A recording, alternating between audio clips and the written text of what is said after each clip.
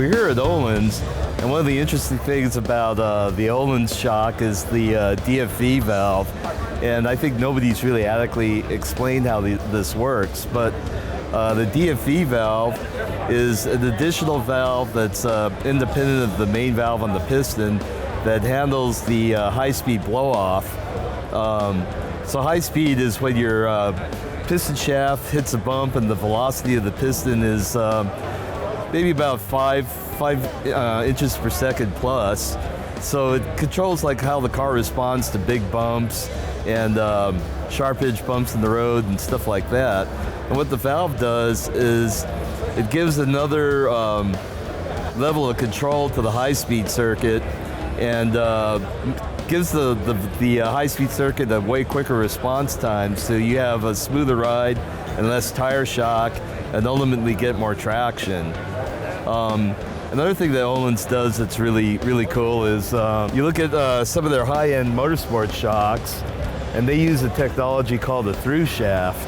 Now most of you are familiar with having the shock shaft and having a gas reservoir and all that. Well, the reason why you have the gas space in your typical shock is to make room for the displacement of the shaft as it gets compressed into the shock body. With a through shaft, the shaft goes all the way through the body of the shock, so there's no need to displace any oil as the suspension goes through the travel.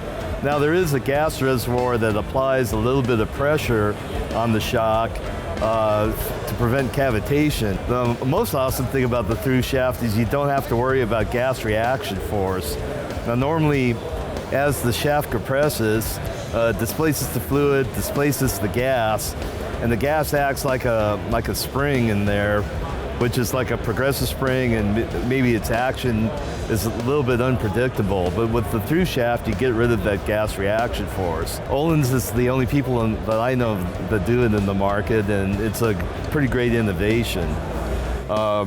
We also have their motorsport shock with a coaxial reservoir.